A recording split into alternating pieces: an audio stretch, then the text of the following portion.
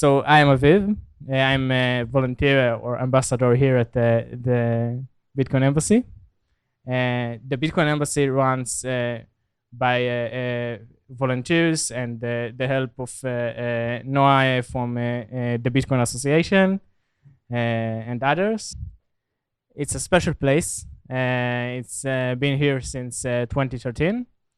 This place is dedicated for the Israeli Bitcoin community, spreading the knowledge about Bitcoin, helping people doing the steps in this area. You can see around you a lot of Bitcoin art that we collected and put here. And this place is hosting a lot of events for the Bitcoin community. We have a weekly meetup every Sunday. No agenda, just people come talk about Bitcoin and about everything they want to talk about. And we also host meetings and parties of events related to Bitcoin. And it's very happy to see you, everyone here. Thank you for coming. Hi, everyone. Thanks for coming. Just grab a seat, guys. Nice to see you. I'm Dasi. I'm from MarketAcross. And I just want to first say thank you to the Bitcoin Embassy for partnering with us, especially Noah. It's been an honor and a privilege. We're excited to kick things off tonight. Unfortunately, Meirav isn't going to be able to make it, so we are going to have a special guest in her honor step in for her, Avinoam from MarketAcross. So come on down. All right. All right. So Avinoam, you're going to introduce yourself for everyone who doesn't know you. Well, there's wheels here. Okay, so first of all, excited to be here. And thank you for hosting me, Dasi. And thank you for the Bitcoin Embassy. And of course, the Israeli Bitcoin Association. And Noah, the CEO of the Bitcoin Association. And I was really hoping that there's going to be a woman speaking and not me, unfortunately. We'll take allies, though, so yes, you're in good space. So for the purposes of this particular interview, I'm going to identify as a woman, at least. How that works. So I'll introduce myself in a more organized fashion. I'm Avinoam, or just Avi, the VP of Operations for MarketAcross. We are a global public relations agency, and we manage public relations and content marketing for some of the biggest brands in the world of crypto. Apart from that, personally, I manage some of Israel's biggest professional communities for R&D professionals, also for compliance lawyers and CPAs. And I give lectures on Bitcoin for institutions in Israel. And happy to be here. Thanks, Avinoam. So as you can see, Avinoam is an expert, so we're in good company. Let's talk about Bitcoin. Can you define for us what is Bitcoin? Yeah, in one word, amazing, in 2 words, excuse my French. Bitcoin is the first decentralized, distributed cryptocurrency. Basically, what it means, like the premise for us is that since the dawn of human history, when we wanted to transact with other people, we had to trust a third party. We had to use a bank. We had to trust our neighbor or anyone to conduct transactions for us. And Bitcoin is the first time in human history where we are able to make transactions with each other. I can send money to anyone in the world without trusting any other person, country, or organization. יש כזה feedback? I should move? יסתדר? Yeah. So Bitcoin is the biggest revolution in money ever. Thanks for that. So to be clearer for the audience, how would you say it differs from traditional money like the American dollar or the euro? So essentially what happens or happened in recent decades with the global money is that the US dollar and also the Israeli shekel and the euro are what is called the fiat currency. And a fiat currency is a currency that is not backed by any hard asset or any resource like gold or metal or anything of that sort. It's only backed by a promise of the government that the money will be good.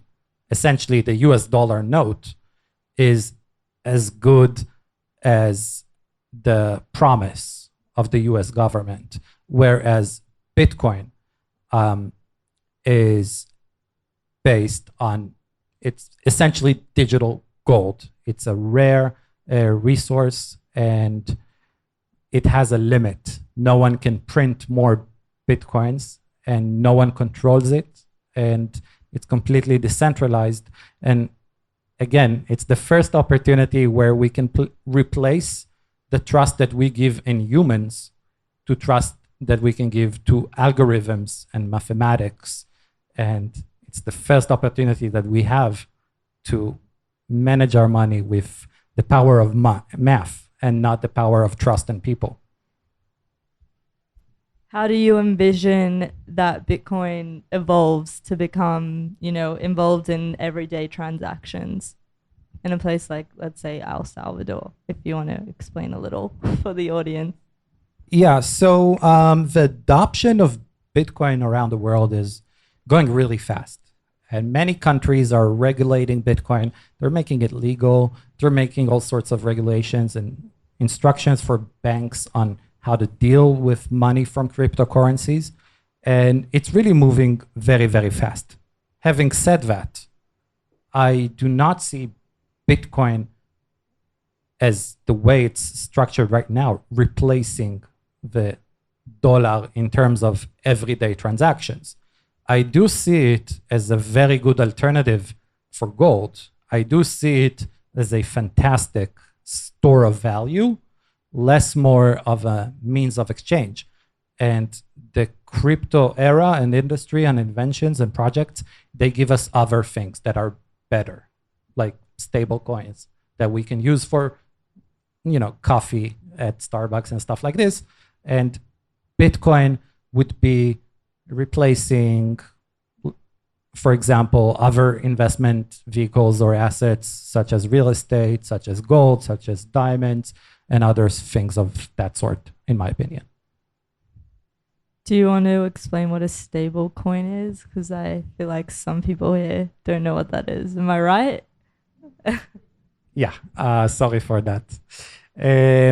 So a stable coin is a cryptocurrency. It's a cryptographic token like Bitcoin that is minted by commercial companies that promise to always buy and sell the token for $1. So essentially it means that you have these other crypto coins that their value is always equivalent to $1. That means that if you have Bitcoin and you're inside the world of crypto finance, you can stay in the world of crypto finance in case you want your money to be worth as the dollar and not worth as the Bitcoin. Yeah, also, so Bitcoin right now, because it's in like the early stage of development and it's a very, very new thing that's happening, and there's a lot of uncertainties about it, particularly where there's no regulatory clarity on where it stands. And for this reason, there's a lot of speculation. And the trust that people give in Bitcoin is very volatile. Like there could be headlines in the media that Bitcoin is great and it will go up. And there could be other headlines the next day that it's going down. And the same as the trust of people is volatile in Bitcoin, the same for the price of Bitcoin. And we will see in the future with regulatory clarity and with adoption of huge conglomerate, big Wall Street corporations, we will see a more stable stable price for Bitcoin as well, and it will be less volatile. One can hope.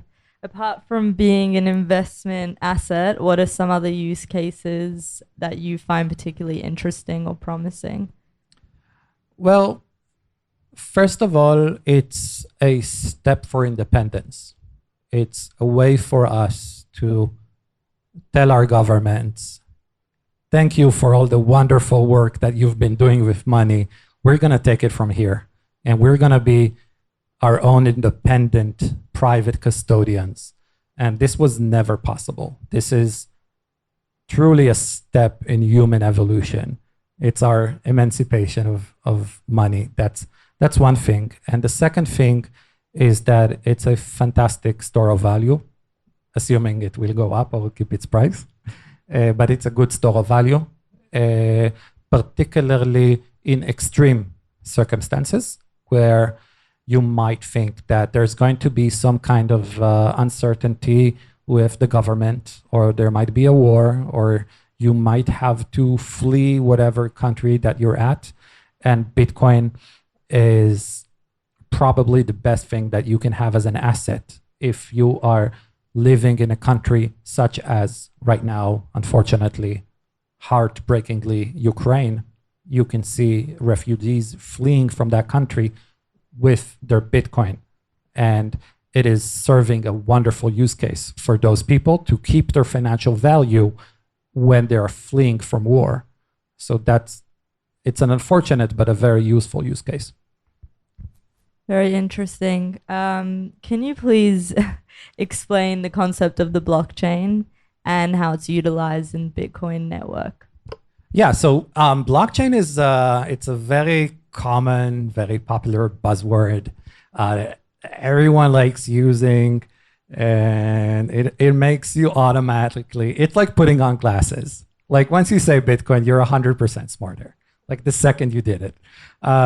So in a nutshell, in plain English, a blockchain is a ledger.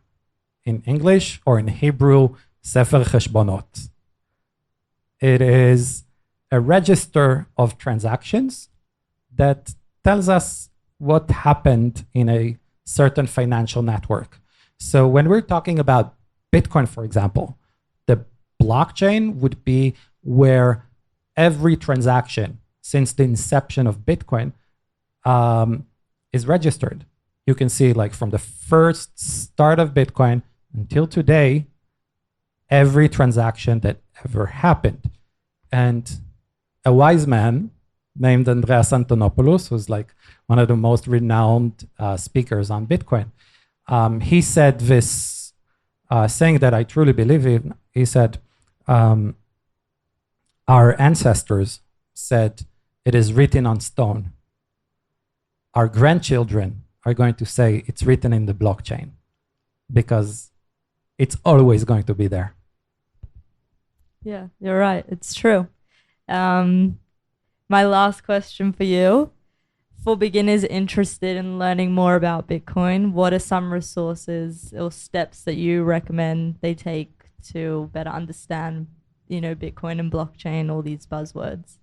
Okay, so I have a few recommendations, and maybe you don't need my advice because you are already in the best place in Israel to learn about cryptocurrencies and Bitcoin. You are in the heart of the Israeli Bitcoin ecosystem, the Bitcoin Embassy. The Bitcoin Embassy conducts meetups every week. You can come here on Sunday at 7 p.m. About maybe a bit later, and you're gonna meet a lot of people that know a lot of things about Bitcoin and that are, it's kind of weird how excited they are to talk about it, like myself. So that would be the first place I would go. And then depending on your native language, if you prefer reading in Hebrew or in English, if you're reading in Hebrew, there's a wonderful book called Bitcoin והעתיד הכלכלי שלך, or Bitcoin and Your Financial Future, by a great guy called Dael Shalev. Oh, there's copies of the book upstairs. And also, you can go to the website of the Israeli Bitcoin Association, and you can find valuable links and references to good resources on the subject. And if you are an English native speaker, you would like to read the book, The Bitcoin Standard, and you'd want to go online and join Facebook groups around the subject. We have in Hebrew, Bitcoin הקהילה הישראלית, for example, which is a great group. And then also meetups like this one. Thank you, Avinoam. I want to turn to the audience and see if anyone has any questions before we wrap up.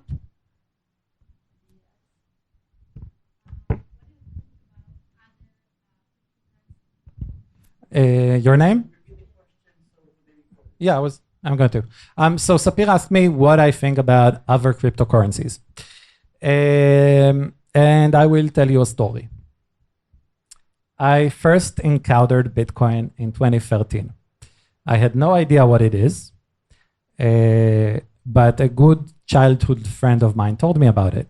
And this guy happens to be a multi-millionaire today and is retired at 27. But I known him since he's 15, and I always knew that he's going to be rich. And when he told me he's in Bitcoin, I automatically went in and bought some Bitcoin without knowing what it is. Just because I said, if it's good for his money, it's good for my money. But before I went ahead and bought Bitcoin, I asked people, what do you think about this Bitcoin thing? Do you think I should buy some Bitcoin? And the response I've gotten was the same response from all the people. And this response hasn't changed over time. Even today, when you walk out of this conference, you will ask each other this question, you will get the same answer. So if you ask your friend is sitting next to you, do you think I should buy some Bitcoin?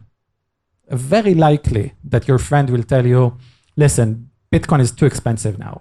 You already missed this train. Like it's $30,000 now. It's not gonna go up from that. You should find the next Bitcoin. And that's the advice I've got. And I think that this advice represents kind of greed, like the desire to become rich fast without patience. And therefore, people are looking for the next Bitcoin.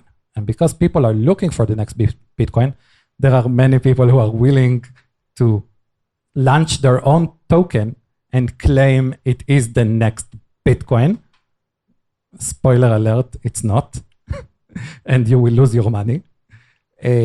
So personally, I believe that Bitcoin is probably the only or the very, very rare true world-changing phenomenon that's here to stay and change the entire face of the financial system. And there are going to be some other tokens and coins and stuff that will evolve, but ultimately, I believe in Bitcoin, and I believe that 98% of the rest is, excuse my French, I will not say what I think about it, but I don't think it's worth your investment.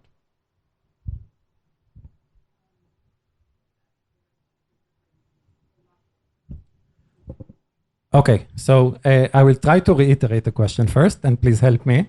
So essentially, you were asking, like you said, as I've said, that Bitcoin has an amazing premise and blockchain, but would it be able to handle use cases where birth certificates and passports and degrees and maybe other documents are stored on a blockchain? Or if that would happen on other blockchains or other networks. So the answer is right now, Bitcoin cannot do that. There is something called Bitcoin ordinals, which is kind of a new feature that's happening on Bitcoin. Personally, I haven't learned enough about it, but that's happening and could handle that. but the most common feature I would reflect to would be NFTs, which happen on the Ethereum network. And I'll refer you to another cliche on other blockchains and projects. So many projects, many solutions on this ecosystem are wonderful state-of-the-art solutions for problems that don't exist. Or it's the wrong solution for a problem that does. Because once you have a centralized entity that is minting, that it is issuing all of these certificates, it doesn't necessarily make sense to use a decentralized vehicle or a blockchain to store all of this data. Particularly when such blockchains that exist are claiming to be decentralized while they're not.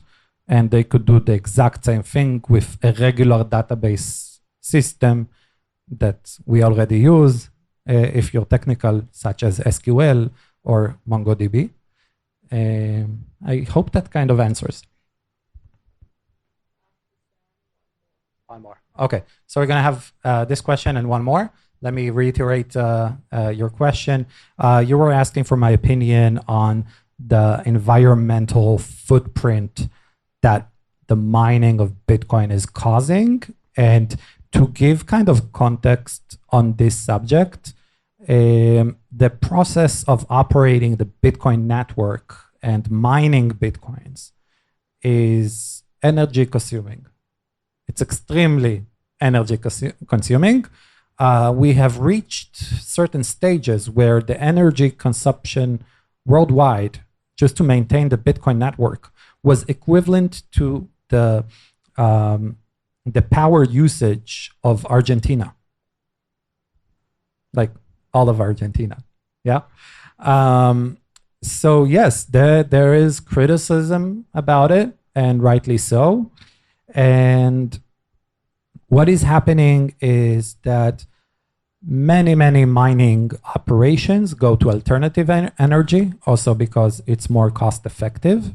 So that would mean hydrodynamic energy, solar energy. An extremely interesting thing that's happening is with oil rigs, actually, because oil rigs, when they're trying to extract the oil, there's a lot of gas that needs to be released from the earth. And actually, they've been looking for a very long time to what to do with the energy they can produce from this gas. And once you, after, yeah, I'm not an expert on gas. I just know that there's like energy you can produce from this gas. And once you need to mobilize the gas, then it's not efficient financially. But if you can open a mining rig next to the oil rig, then you can have energy for free and you can mine Bitcoin. And there's all sorts of creative ideas such as this around the world. That's one thing. And it's really like, this is something that's happening. A second thing is that I would say it's another cliche. I'm sorry, guys. What is the value of your freedom? Like, I would say that the energy that is being used to operate this phenomenal, wonderful, amazing network is worth all of it. It's worth because it's giving us, for the first time in human history, the chance to be free financially. And that's worth it. That's the second thing. And the third thing is that you need to look, if you're in economics, at the subject of alternative costs. So what's the alternative costing? Like if you're talking about the energy consumption of Bitcoin, let's talk about the energy consumption of the traditional finance system. And let's maybe also include all of the crimes and the horrible things that it's facilitating and its impact on human lives. Yeah, so I would drop the mic, but I don't want to break it. But yeah, that's it. Right, you were asking about alternative coins to Bitcoin that claim to have a lower an environmental footprint. My opinion is that I haven't known one of these projects that I would consider trustworthy and that I would pick my investments extremely carefully. And it sounds like a great marketing line. One last question? One more question.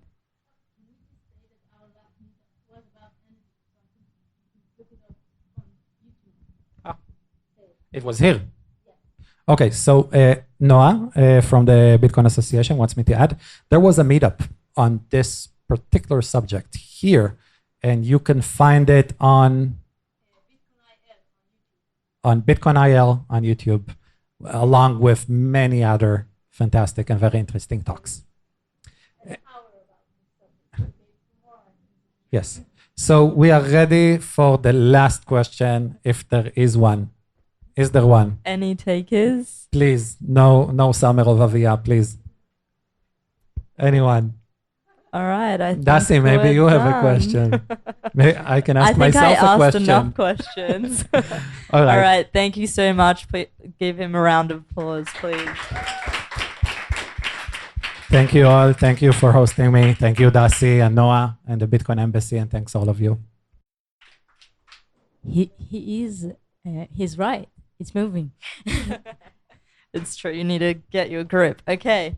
I'd like to introduce Noah Mashiach.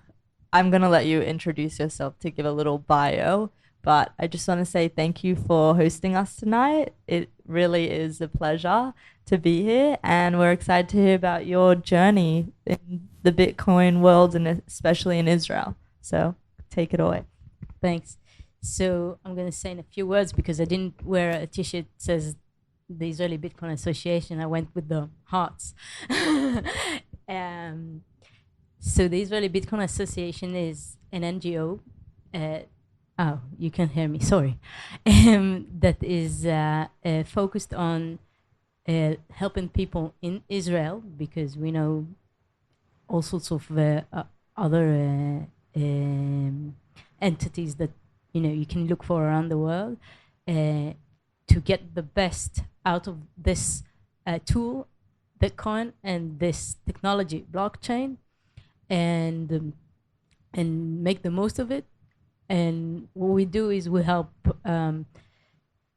let's say, ease up the friction with authority. We want the regulation to be better, and we do a lot of education and community. And we believe that this is the place where individual should step in, because as you may know, decentralization means there's no one boss. So I believe that Bitcoin is a social thing, okay? And for it to work, we need a lot of people to join in. And it's not only mining or investing, it's also educating. That you have no CEO of Bitcoin that you can come to and complain, and you don't get your money back if you did some sort of a technical error or stuff like that. So we are here to help people, and of course the embassy itself, help people, educate them, and let them understand how it works and what they can benefit from this technology in this world. And we also say that Bitcoin is not only Bitcoin; it's the whole space.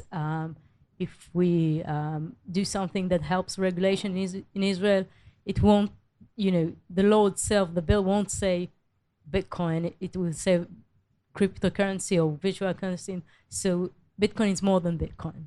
That's it. That's fair to say. Also, Noah didn't mention that she is the CEO. Oh, so I just wanted to point that out. But can you maybe share with all of us how you got involved in the industry? You've been in the industry for a while, so what was really the turning point, I guess, and how you ended up the CEO of the Israeli Bitcoin Association? I think I actually know Avinoam from back when I started. We go back. So it was around 2017. I don't know how many of you know what happened there in the crypto space, but it was crazy. It was madness because of it was the first time that it was all-time high. That was almost $20,000 worth. But this is not when I entered the space. I came from another world. I came from the media. I was working as a program editor at a little TV channel called the Knesset channel. And I was sitting in Jerusalem, right there in the center of the Israeli parliament, and I was thinking about what to do a little bit less behind the camera and more being active, and what I can benefit the world, because I had this feeling that media is like a little bit more, let's say, I don't know if making FOMO and you know, being less, you know, just emphasizing the bad. It's not always, but that's what sells and that what works. And I said, okay, I know I'm doing good, but let's try to think what more can I do. And I was starting to look for social organizations or NGOs to work for, and so on and so forth. And a good friend of mine, which his name is Jonathan Klinger, which he also has crypto lectures. You should check out whatever. He's talking about privacy a lot. He knows about, he's a lawyer that talks about technology, and he knows the Bitcoin Association, of course. He told me, look, we have a nice little space of people who are very, very technical. They are geeks, and they are into, can we say it? You can say it. Yeah. I mean, that they proud themselves of being a very, you know it all, but, you know, they sometimes are like a little bit not here. They're floating. You need someone, they need someone to, you know, keep them back on the ground, and they're really good people.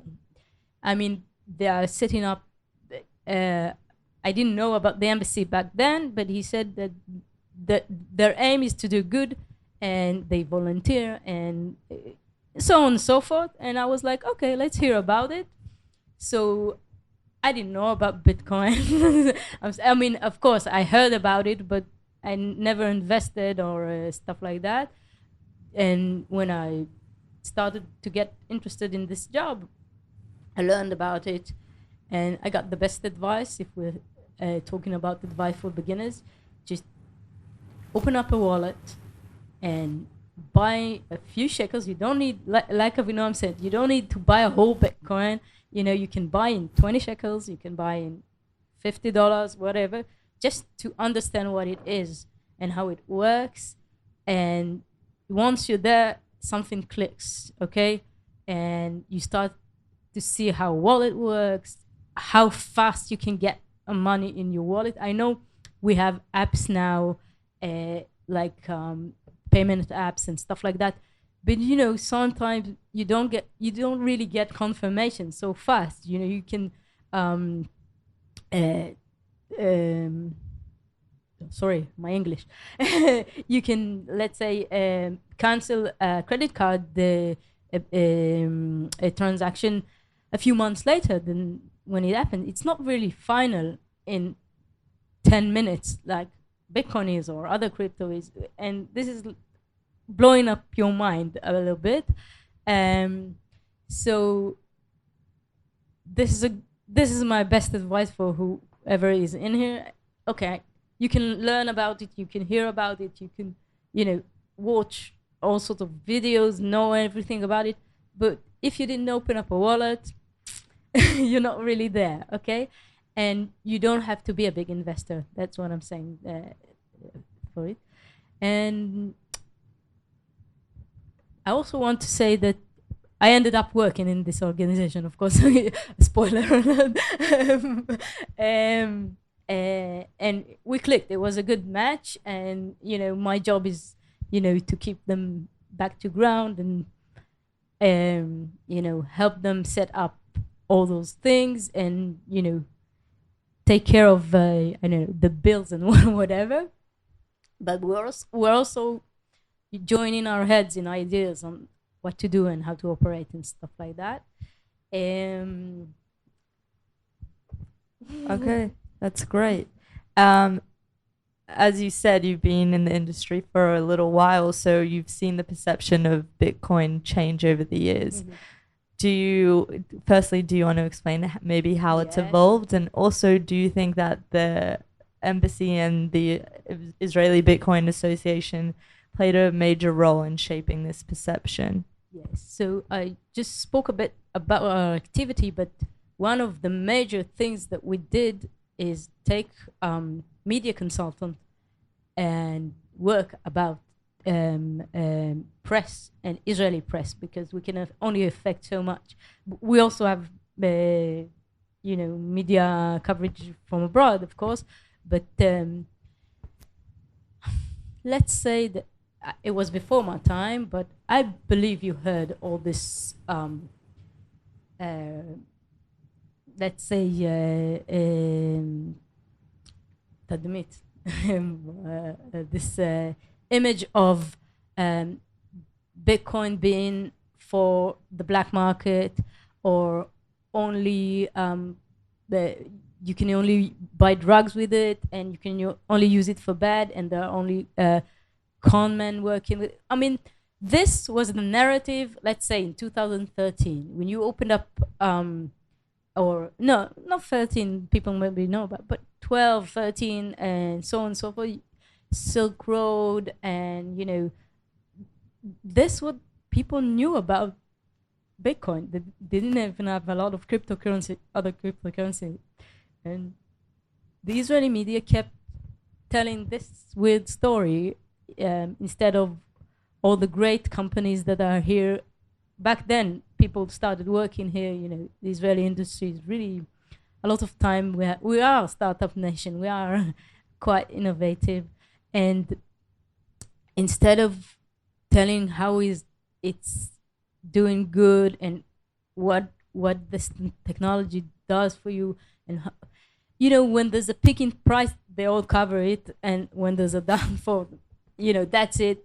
You can.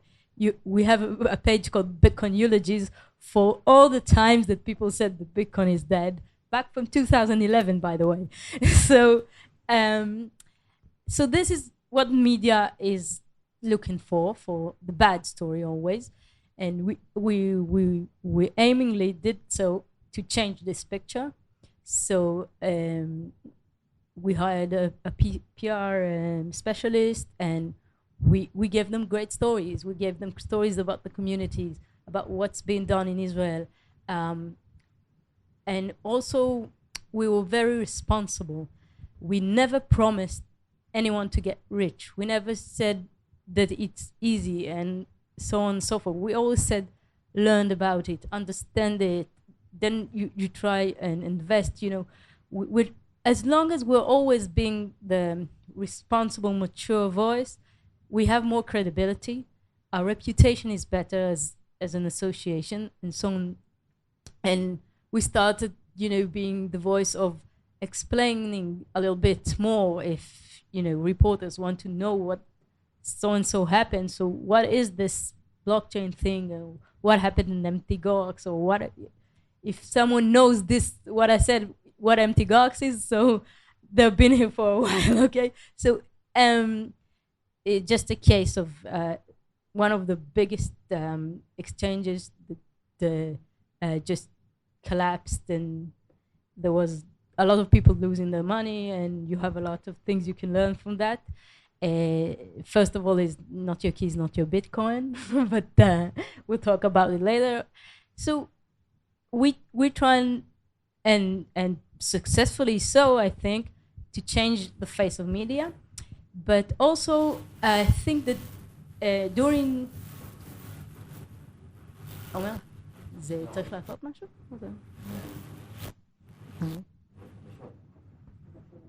Okay. And also during,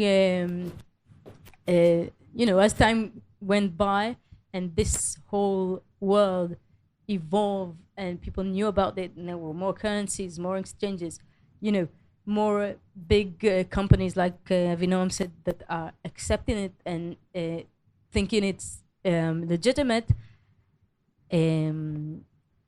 it was easier for the media to tell a different story. And we had a lot of success stories to tell them.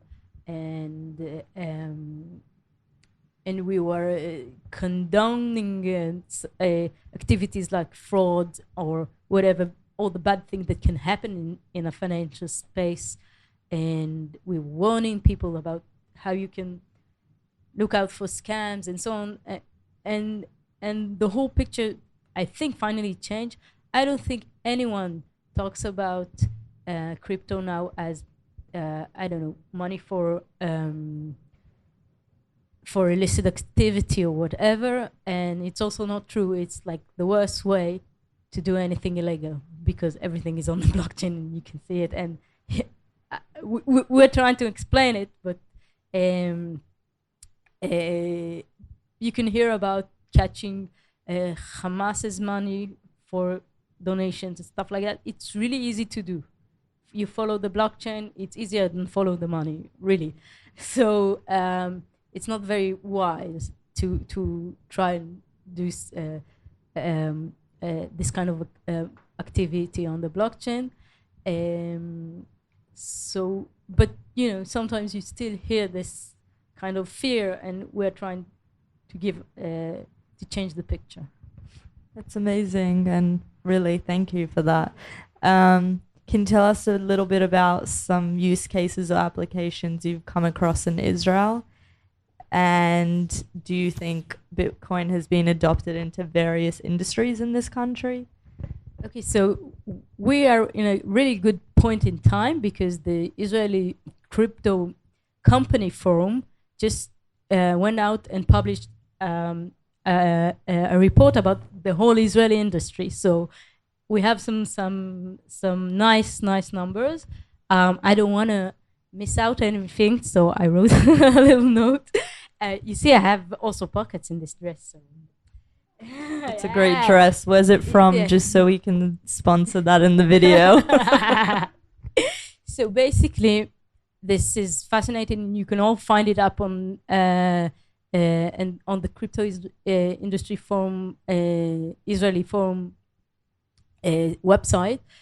Basically, it's amazing. It's more than anything anyone can ask for in the high-tech world in this time of, let's say, recession, or I don't know how to call this period of economics. We have more than 170 companies in Israel, all sorts of, which is startups and major companies. The biggest employer in Israel with about 800 employees that are Israelis and are here is eToro, if you heard about it. It's not only Bitcoin, of course. I'm talking about crypto, and eToro is doing social trading. I don't know if this is how we can call it. So of course they were one of the first in Israel to acknowledge this, put Bitcoin also and crypto assets with their with other assets they are doing trading with. So it's really amazing. I mean, to have those kind of great companies in the industry. We also have Fireblocks, which is more in terms of large employer, which is more let's say risk management, maybe we're very good at cyber in here in Israel, so stuff like that.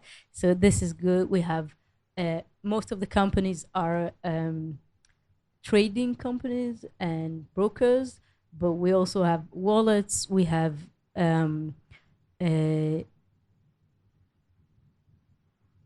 stuff like chain reaction, which is actually making ASICs. Do you know what ASIC is? No one, of course. This is, we talked about energy consumption a bit. The algorithm that you have to do to mine Bitcoin or to make network safe and make new coins, let's say it this way, this is what the miner says, they keep the network secure, and they put up new blocks, which is new transaction coming in, and they are the one doing all the hard work for it. It became such an industry, or such a big thing to do, that you have to have special chips and special equipment for it. Okay, you cannot just use your GPUs on your computer anymore, which you used to do back in 2000, I don't know, 12 or 13 and so on. You need a special component that is doing the work of this algorithm SHA-256 for the exact Bitcoin hash rate, whatever.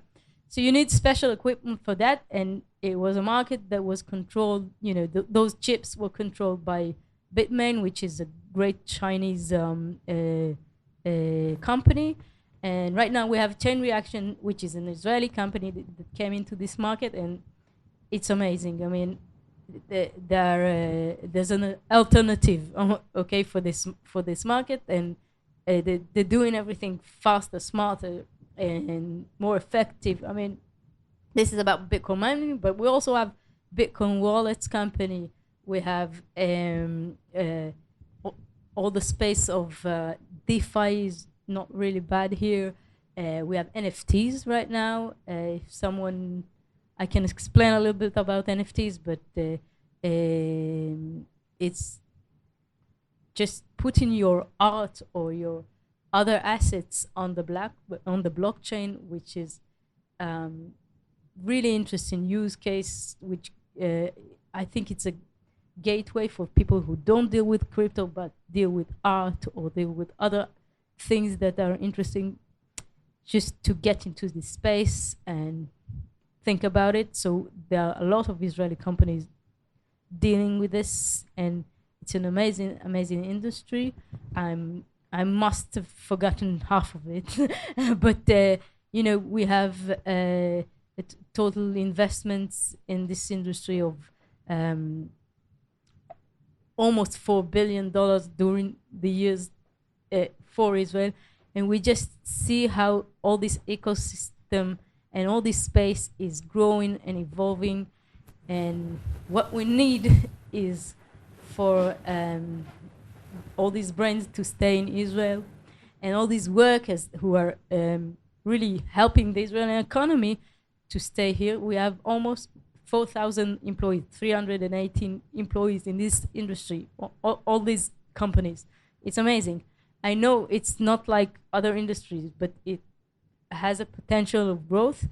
And what we work on is having less friction with authorities and bureaucracies, and making the regulation better for those companies, so they want to choose Israel as their base and be here, and help us all and evolve anything in this space. So it's a problem, and the Israeli authorities know that. And especially once you have Britain that is making it want to be crypto land, and making things easier for crypto companies and for Bitcoin companies, and you can learn from the world, and you can know how the concerns are not founded, and you need to really see how you can help those industries instead of thinking there's nothing there and not doing enough. And this is what we try to do with regulation, and make life easier for them so they want to be here. So I think it's a big priority for the Israeli state and whoever hears it. Yeah, it's really amazing to hear that it's thriving here and that we have a future and jobs if anyone's looking for jobs. Exactly. Especially at this time. In this case, I don't know if it really helps, but there's a VC called Collider VC, also a long time in this space, who did an ecosystem map for the Israeli industry. So you can visit their website and just check out what companies are in Israel. And, you know, if you happen to be there, you can also check out if they're looking for employees. But it's amazing, this kind of map. And we just have a lot of things happening in Israeli space, and it's good and it's positive, and you can learn a lot about it. Wow, thank you. You guys should check it out if you're looking. I'm going to turn it to the audience now. Do you have any questions for Noah? None? Okay. Yes. No, I'm not many. Sorry to break your heart, Avinoam. Avinoam asked if I'm the real Satoshi, but do you maybe want to explain? Because yeah, I sure. can see the look on people's faces. Okay. They don't know who that is. So we talked about decentralization and the fact there's no Bitcoin CEO that you can come to and know.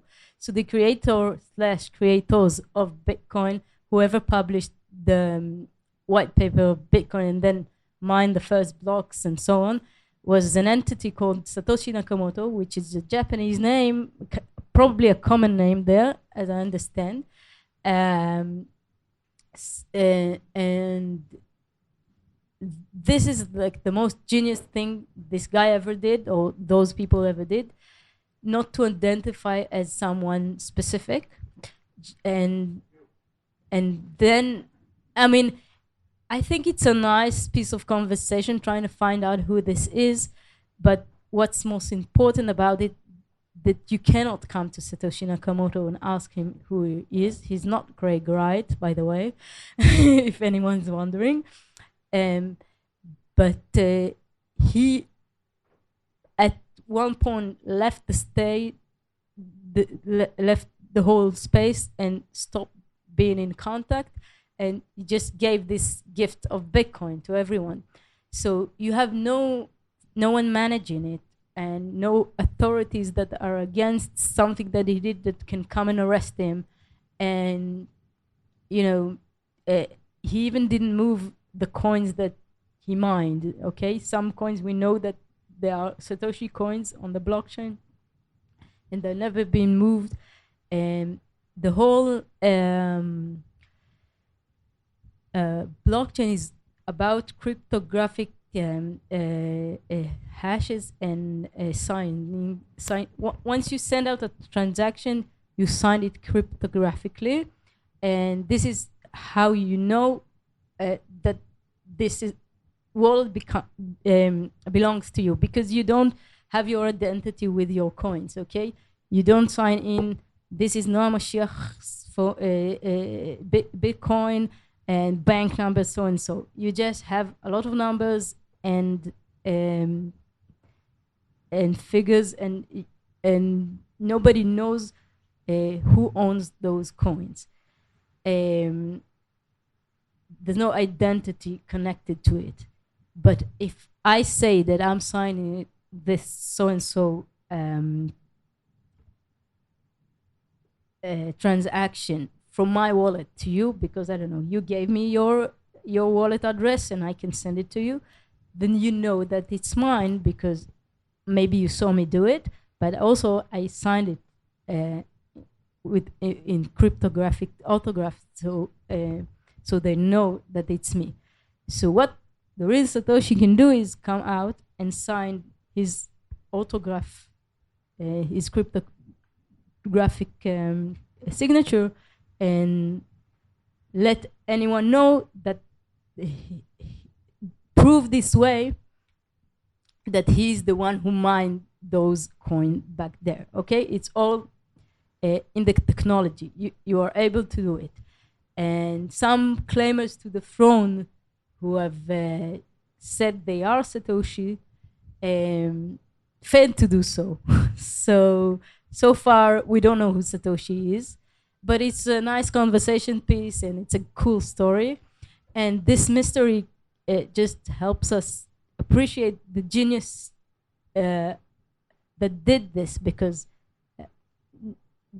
it's really, I don't know, social engineering, I don't know how to call it, to understand the human mind that wants, to have a leader, I don't know how to call it, and once you don't have anyone in charge, let's say in Ethereum you have Vitalik Buterin, who is the inventor, you know who he is, and he can change the code, he can do all sorts of things, but it's not as decentralized as Bitcoin. And once you don't have an entity, anyone can join in, anyone can participate, and anyone can, change stuff. You have to have a process to change the Bitcoin code. It's not very easy to do.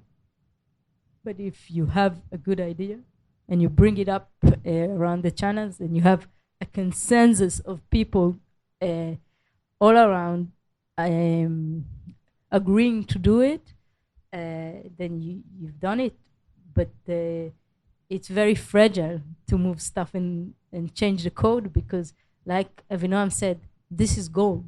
Okay, you don't move gold easily, and you don't want the whole trust that people have in Bitcoin is the fact that it hasn't been changed and it keeps working and it's doing whatever it's promised back in 2009, keeps doing it. Okay, no more coins are mined, and nobody's changing anything that is crucial, and you can rely it, you can trust on it, you can check it yourself, you don't have to trust anyone else, you can check the blockchain yourself and see what's going on, and that is like the promise of Bitcoin, and that is what people keep believing it, because I don't see many companies that keep doing whatever they promised back then and at the same rate, and the protocol is like you can move it, and it's really hard to attack it, and so on. And you have a lot of eyes looking at it and looking for bugs and looking for stuff that are wrong in the code. That is the whole community. Okay, nobody is taking responsibility. You don't have a specific company that does it. You have people who want to see that everything is right because they want to share this experience. And of course, they believe in, they probably have a stake in the game. Yeah, their interest is that everything will work as promised. That is true. All right. Oh, Bella, yes, go for it. The question was, how is the regulation looking at Bitcoin and crypto in Israel, and how current events, I believe you refer to the how did I call, I don't want to say, if you say it's a revolution, then you take one side, and if you say the new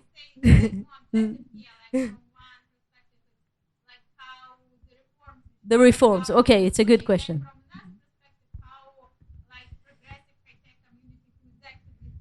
Yeah.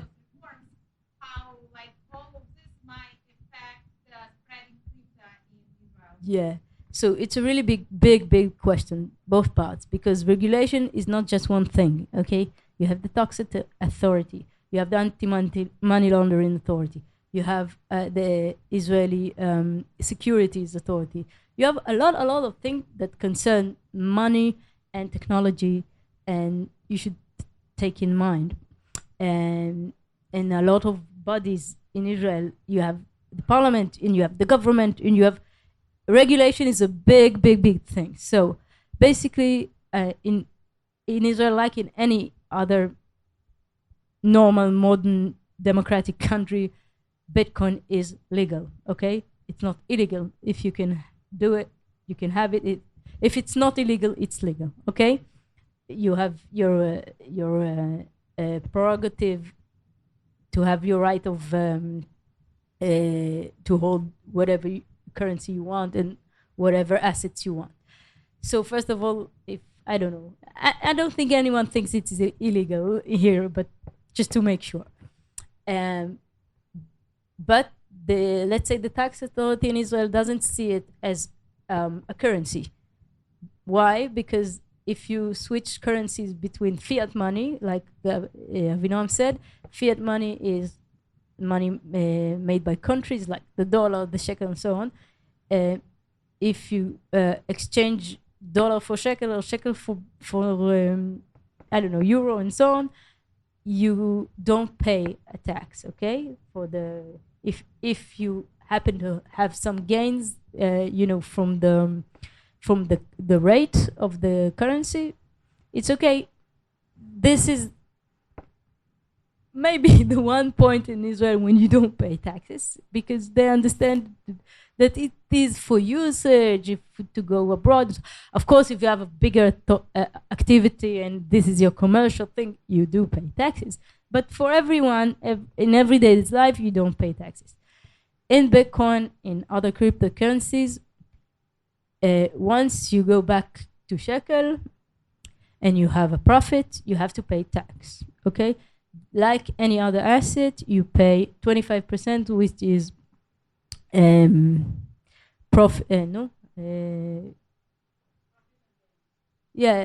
how do you call it? Capital gains. Wow, thank you. Okay. This is the view. We had another view about the whole thing back then when the law was written and so on. But people should know that they have profit, they should pay taxes. But it goes the other way around. If you have losses, you can declare it and put it against other profits and so on. It's very straightforward. This is one thing. Okay, so other stuff are concerning securities. Okay, is some token a security? It's a big question going on around right now. I don't know if you heard about Binance, about Coinbase, and lately about Ripple, and that the SEC, which is the authority in the States, is thinking about how those cryptocurrencies works, and do they look like a security? Do they have someone that mint them and sell them to the public in a way that looks like it's a part of an asset, and so on and so forth? And if so, if they did that and called it a token or a cryptocurrency, and it looks like a security, it works like a security, and looks like a security, they think it is a security. So it's a big debate, and you should be very careful about issuing stocks to people, okay? There are rules about it, about investments. I know this is a new economy, the token economy and the cryptocurrency economy, and people thought they were not in this legal space, and they did a lot of things that looks very similar to a security, and offered the public stuff that are very dangerous and so on, without being under the rules that they should follow. So it's a really big question. And right now, Ripple had a really nice, let's say, win about it, because the judge said that they are not a security, and exchanges who put them down, put them back, listed them again to exchange and stuff like that, and the market is going up with it. So I went a little bit far from the question, but this is a different issue. Taxation is a different issue. Security is a different, whether it's something is a security or not. By the way, in the Israeli Securities Authority, they think that they had a report, I don't know, about 4 years ago about the whole space, and they don't think that Bitcoin is security or Ethereum. You have standard tests to see what is what. Another legal issue or regulatory issue is money laundering wise, okay? We talked about how there's not a lot of criminal activity in cryptocurrency, but where there is, you should know how to handle it. And since this is a new type of asset, the Israeli authorities should know about it and should know how to protect the people from money laundering, from supporting terror, for using badly the money they have. Okay, so it's a different issue, and there are ways to do it. Like I said, we know a lot of things from the blockchain, and we have a lot of information to do it, but it's a challenge, and some companies are specialized in that, and we want and the rules in Israel should apply to people and help them, protect them from crime, but also not stop them from being, active in this place. So we had a lot of time that the banks were afraid of this thing, this money. Can you shut down your microphone? Might help. Better? Okay. Thanks. We had a lot of time, and we still do have a problem with banks in Israel, okay? Because a lot of them didn't know what this is, what money from investing in cryptocurrency is. And they said, okay, there is a slight chance of anti-money laundering in here, in this place. I don't know how to control it, how to handle it. So I'm not taking your money, which is kind of weird. Why wouldn't a bank want to take money from us? Just because I sold it in an exchange that deals with cryptocurrency. But this is the first time that people understand that money in the bank is not their money, okay? Actually, it's the bank's money, and they can tell you what to do with it. Even though your name is on the account, you are not the final one who do whatever you want to do with your money, and the bank can make that decision for you, okay? And the problem with us was not the responsibility of the banks or them checking out if there's not an illicit activity. That's fine, that's the job. The problem was that they block it without even checking it out. And this is what we fought about for a long time. And we help promote regulation. Crypto exchanges in Israel and companies just went and said, please tell us what is the rule here. We want you to give us orders. We want you to give us regulation, which is something no company ever does, ever. They don't want regulation. They don't scream for that, but they couldn't work with the banks here. They said, tell us what we can do. What are the rules? And, give us a license and keep us whatever we need. Just let us work. And this ended up being quite a fight, which, of course, the association was a part of it. And it ended up really nicely because we worked in collaboration with the money laundering authority, the anti-money laundering authority, and we had some progression in this, and companies ended up getting licenses. And ever since that happened, I can't say it's a smooth sail, but it's much better, and you have a better claim for, the ordinary guy who wants to put money or take out money from his bank, which is really is no problem for anyone to do so, okay? And they also need to give a good reason why they refuse some transactions. And it's, I can't say it's frictionless, but it's better, and it will get better, let's hope so, as if they understand what it is and so on.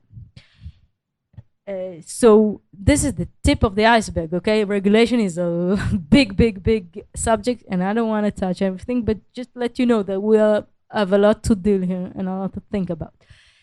about the reform, I really don't know what will happen. Okay, we do have some cryptocurrency companies in Israel that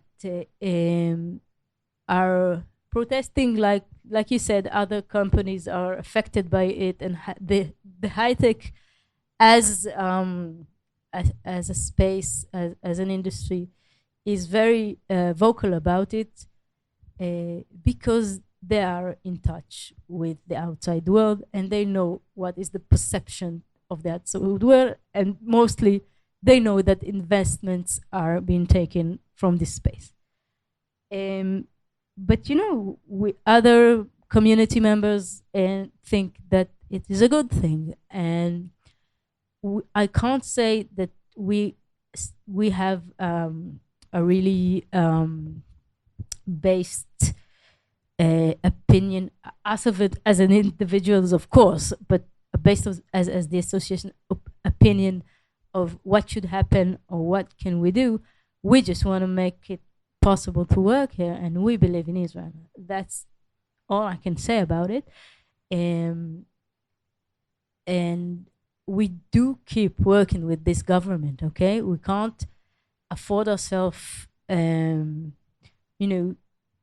to not work for this space. Okay, that's what we do, and we have bills in line to help the industry. And if push comes to shove and something horrible or great will happen, I don't know, we'll think about it then. But it's a bigger question than the crypto space. Actually, crypto space is kind of the easiest space, to work elsewhere or remote. Like I said, the bureaucracy here is really already hard for them. They can give up, but I really don't know what's going to happen, and we have to find out. That's the best answer I can give you. Thank you, Noah. Everyone give her a round of applause. Very interesting. You taught me lots, so I'm sure you taught everyone here a lot as well, a lot to think about. And thank you for your work. It's really important work. So thank you for this initiative and this great audience who came by. Yes. I told you. Thank you to the audience. All right. And open up a wallet, okay? I was going to say, if anyone wants to buy Bitcoin, come talk to Noah. There's an ATM upstairs. All right. On that note, thanks for coming, guys. Have a great night.